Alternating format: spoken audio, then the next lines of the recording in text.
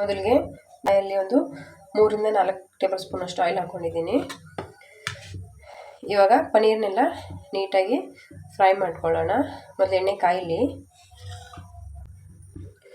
ಇವಾಗ ಎಣ್ಣೆ ಕಾದಿದೆ. ಇವಾಗ ಪನ್ನೀರ್ ಪೀಸ್ಗಳು ಹಾಕೊಳ್ಳೋಣ.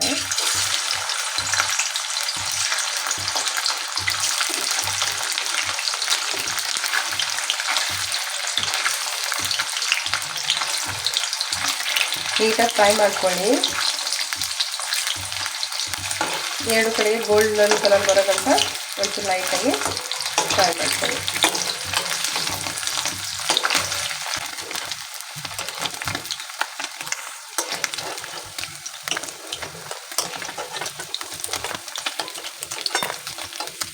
ಇವಾಗ ನಾನು ಇನ್ನೂ ಉಳಿದಿರೋ ಪೀಸ್ಗಳನ್ನು ಹಾಕೊಳ್ತಾ ಇದ್ದೀನಿ.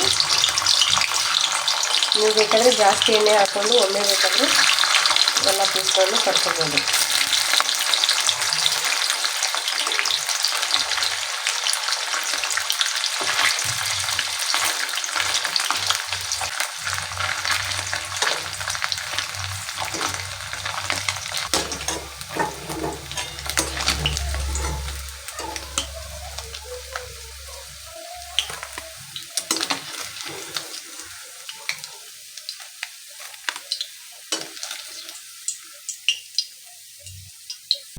ಇವಾಗ 1 ಟೇಬಲ್ ಸ್ಪೂನ್ ಅಷ್ಟು ಆಯಿಲ್ ಹಾಕ್ಕೊಂಡಿದ್ದೀನಿ. ಒಂದು ದಪ್ಪ ಈರುಳ್ಳಿ ತೊಗೊಂಡಿದ್ದೀನಿ.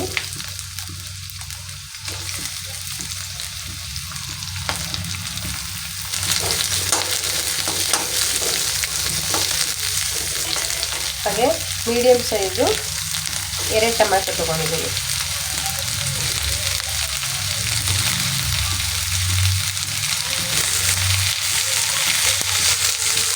ಒಂದೆರಡು ಬೆಳ್ಳುಳ್ಳಿ ತೊಗೊಂಡಿದ್ದೀನಿ. ಇದನ್ನ ಇವಾಗ ನೀಟಾಗಿ ಫ್ರೈ ಮಾಡ್ಕೊಳ್ಳೋಣ. ಈ ಥರ ಚೆನ್ನಾಗಿ ಫ್ರೈ ಆಗಿದೆ. ಇವಾಗ ಇದನ್ನು ಒಂಚೂರು ಆರಿದ ಮೇಲೆ ಇದನ್ನು ಮಿಕ್ಸಿನಲ್ಲಿ ಗ್ರೈಂಡ್ ಮಾಡ್ಕೊಳ್ಳೋಣ. ಇವಾಗ ಗ್ಯಾಸ್ ಮೇಲೆ ಒಂದು ಕಡಾಯಿ ಇಟ್ಕೊಂಡು ಒಂದು 2 ರಿಂದ 3 ಟೇಬಲ್ ಸ್ಪೂನ್ ಅಷ್ಟು ಆಯಿಲ್ ಹಾಕ್ಕೊಳ್ಳೋಣ.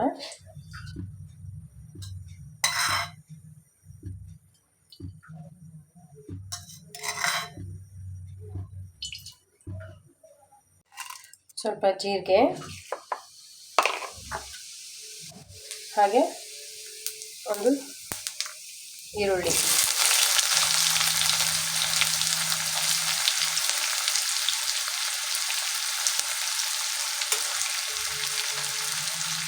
ಸ್ವಲ್ಪ ಬೆಳ್ಳುಳ್ಳಿ ಜಜ್ಜಿಬಿಟ್ಟು ಹಾಕೊಂಡಿದ್ದೀನಿ. ಇವಾಗ ಇದನ್ನೆಲ್ಲ ನೀಟಾಗಿ ಫ್ರೈ ಮಾಡ್ಕೊಳ್ಳೋಣ.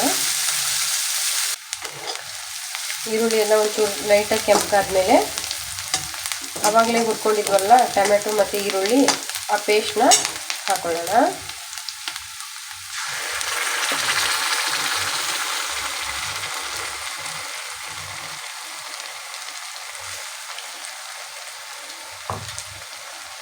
ಇವಾಗ ಇದನ್ನು ಕೂಡ ಚೆನ್ನಾಗಿ ಫ್ರೈ ಮಾಡ್ಕೊಳ್ಳೋಣ.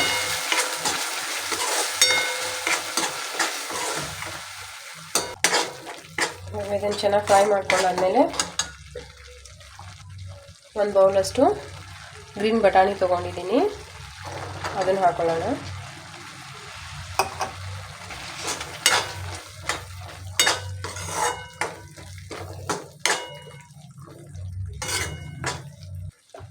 ಒಂದು ಟೇಬಲ್ ಸ್ಪೂನ್ ಅಷ್ಟು ಅಚ್ಚ ಖಾರದ ಪುಡಿ,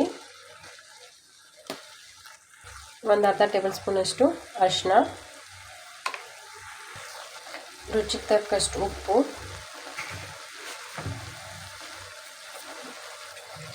ಇದೆಲ್ಲ ಹಾಕಿಬಿಟ್ಟು ನೀಟಾಗಿ ಇದನ್ನು ಫ್ರೈ ಮಾಡ್ಕೊಳ್ಳೋಣ.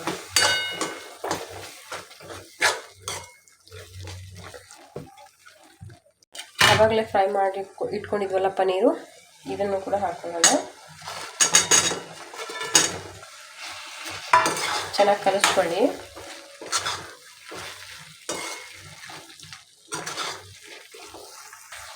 ಇವಾಗ ಇಲ್ಲಿ ನಾನು 1 ಟೇಬಲ್ ಸ್ಪೂನ್ ಅಷ್ಟು ಪನ್ನೀರ್ ಮಸಾಲೆ ಹಾಕ್ಕೊಳ್ತಾ ಇದ್ದೀನಿ.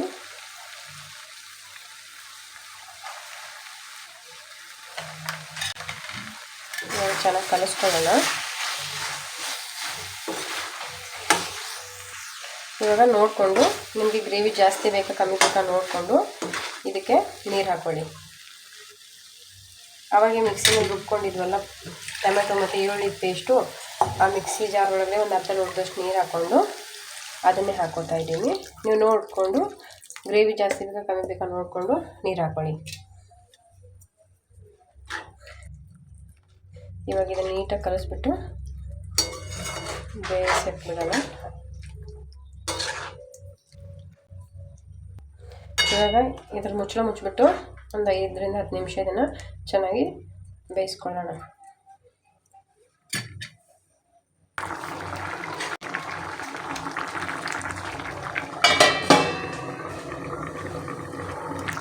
ಮಧ್ಯದಲ್ಲಿ ಒಂದು 2 ಸಾರಿ ಈ ಥರ ತೆಗೆದು ನೋಡಿ.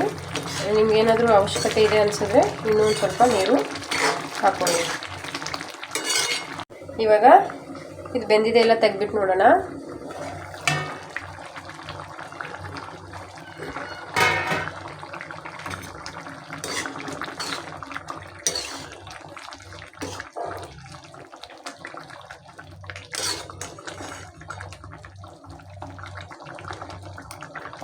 ಬಟಾಣಿ ಬೆಂದಿದೆ, ಪನ್ನೀರು ಅಷ್ಟೇ ಬೆಂದಿದೆ, ಪಲ್ಯ ರೆಡಿಯಾಗಿದೆ ಫ್ರೆಂಡ್ಸ್. ಇವಾಗ ಈ ಸ್ಟೇಜಲ್ಲಿ ನಾನೊಂದು 2 ಮೆಣಸಿನ್ಕಾಯಿ ಮತ್ತು ಒಂಚೂರು ಧನಿಯಾ ಹಾಕ್ಕೊತಾ ಇದ್ದೀನಿ.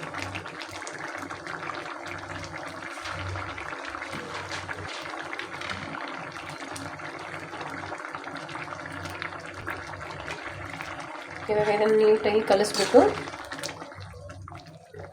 ಮುಚ್ಚಳ ಮುಚ್ಚಿಬಿಟ್ಟು ಒಂದು 2 ನಿಮಿಷ ಇಡೋಣ. ನೋಡಿ ಪಲ್ಯ ರೆಡಿಯಾಗಿದೆ.